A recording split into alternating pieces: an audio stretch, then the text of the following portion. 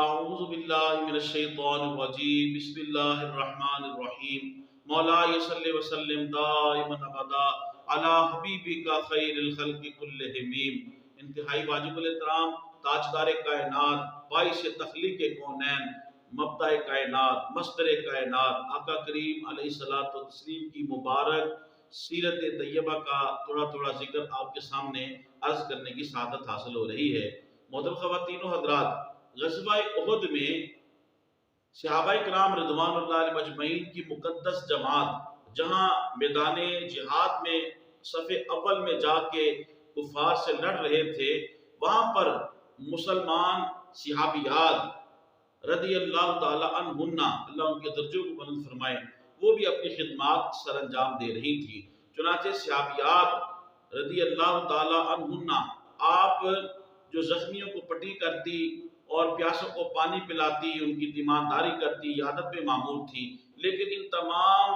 خواتین جو تھی مقدس، اللہ ان کے درجوں کو بلند فرمائے، ان میں خانوادہ رسول صلی اللہ علیہ وسلم کے گھر والی خاتون بھی تھیں، خواتین بھی تھیں، اور حضور علیہ السلام کی صاحبزادی سیدہ نساء اہل جنہ حضرت فاطمہ الزہرا رضی اللہ تعالیٰ عنہا بھی تھی، ام المؤمنین حضرت عائشہ صدیقہ رضی اللہ تعالیٰ عنہا بھی تھی، حمنہ بنت جحش بھی تھی، ام ایمن بھی تھی، اس طرح اور بھی دیگر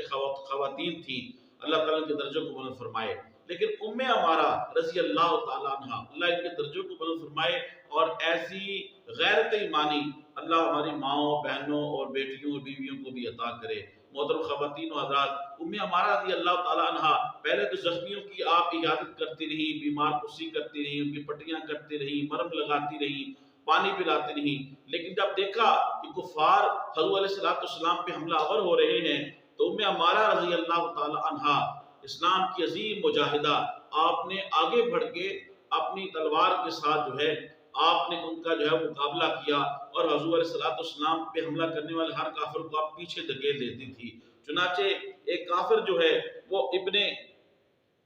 ابن کمیہ حضور علیہ السلام کی طرف آیا، اور حضور علیہ السلام میں بھرپور حملہ کرنے کے لیے جب آیا، حضرت مصعب بن عمیر اور حضرت ام عمارہ رضی اللہ تعالی عنہا انہوں نے آپ کو روکا۔ چنانچہ اس نے دو زرے چونکہ پیر رکھی تھی اپنے جسم کے اوپر، دو جنگی جو ایک ڈھال ہوتی ہے لوہے کی، اس نے دو پیر رکھی تھی، اس لیے بہت کاری وار اس پہ کیے لیکن وہ بچ گیا۔ لیکن اس نے جب جوابی جو وار کیا، اس سے حضرت ام عمارہ رضی اللہ تعالی عنہا آپ کو گہرا زخم ہوا، تو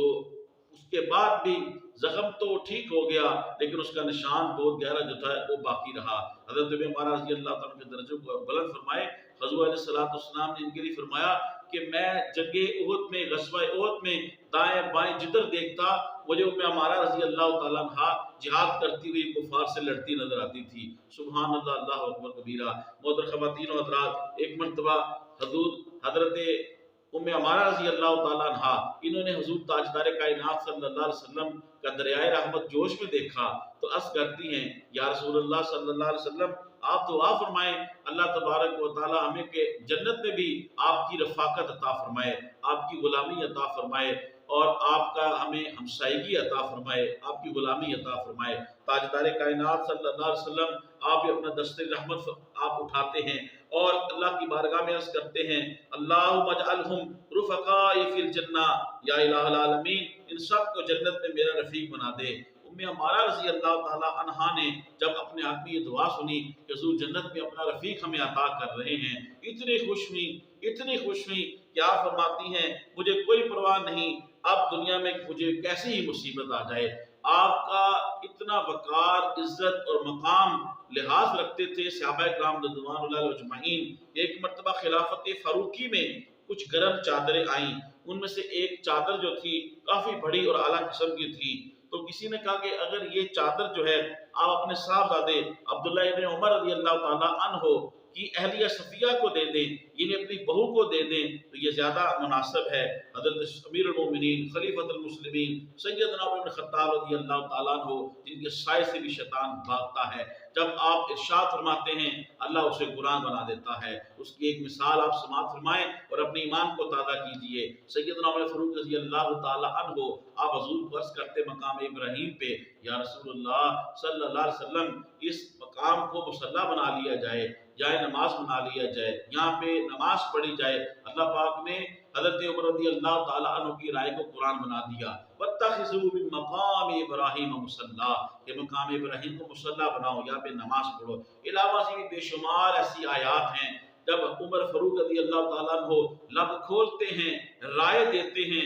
حضور کی بارگاہ میں عرض کرتے ہیں، اللہ اسے قرآن بنا دیتا ہے۔ سبحان اللہ، اللہ اکبر کبیرہ۔ تو جب کہا کہ یہ گرم چادریں جو ہے آپ کی بہو کی زیادہ لائق اور مناسب ہیں، امیر المومنین خلیفۃ المسلمین سیدنا عمر بن خطاب رضی اللہ تعالیٰ عنہ فرماتے ہیں اس سے زیادہ اگر کوئی لائق ہے اس چادروں کے، میری باؤں سے بھی زیادہ لائق جو ہے اور مناسب یہ چادر جن کو دینی چاہیے وہ حضرت ام عمارہ رضی اللہ تعالیٰ عنہا ہیں، جن کے بارے میں حضور نے فرمایا، حضرت عمر فرماتے ہیں کہ حضور نے جن کے بارے میں فرمایا کہ غزوہ احد میں دائیں بائیں جہاں دیکھتا تھا مجھے ام عمارہ رضی اللہ تعالیٰ عنہا کفار سے لڑتی نظر آتی تھی۔ سبحان اللہ، اللہ اکبر کبیرہ۔ میری دیکھنے والی ماؤں، بہنوں، بیٹیوں، یہ ہے اسلام کا مزاج۔ اسلام کا مزاج یہ نہیں ہے کہ نعوذ باللہ من ذالک اپنے کپڑے اتار لیے جائیں، فحاشی جو ہے مشہور ہونے کے لیے اور دنیاوی لالچ کے اندر جو ہے وہ بے حیائی کی چادر اوڑھ لی جائے، حیا کی چادر کو اتار دیا جائے اور بے شرمی کی اور بے حیائی کی ساری حدوں کو پار کر دیا جائے۔ یہ اسلام کا مزاج نہیں ہے۔ معذرت کے ساتھ دست بستہ میں عرض کر رہا ہوں، یہ ہماری اسلامی جو ہے وہ یہ اسلامی معیار ہے۔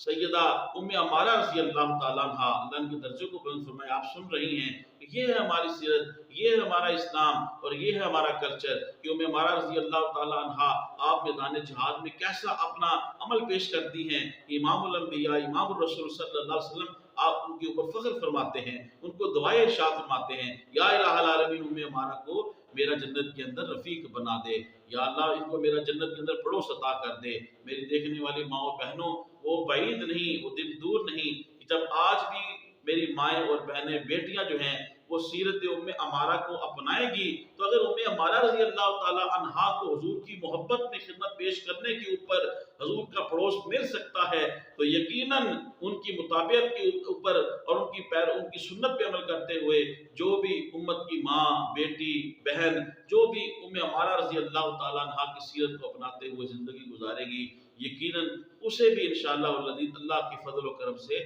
حضور علیہ السلام کا جنت میں پڑوس نصیب ہوگا۔ اس لیے میری ماؤں، بہنوں، بیٹیوں، یہ زندگی جو ہے یہ قلیل زندگی ہے۔ یہ دنیا کی جو رعنائیاں ہیں اور دنیا کے جو مزے ہیں اور دنیا کے جو لطف ہیں یہ قلیل ہیں۔ اللہ پاک فرماتا زُيِّنَ لِلنَّاسِ حُبُّ الشَّهَوَاتِ مِنَ النَّارِ، اس کا مفہوم یہ ہے کہ شیطان نے دنیا سجا کے رکھی ہوئی ہے، یہ دائیں سے بھی ورغلاتا ہے، بائیں سے بھی ورغلاتا ہے، اوپر سے آپ نیچے سے، آگے سے، پیچھے سے، یہ شش جہت سے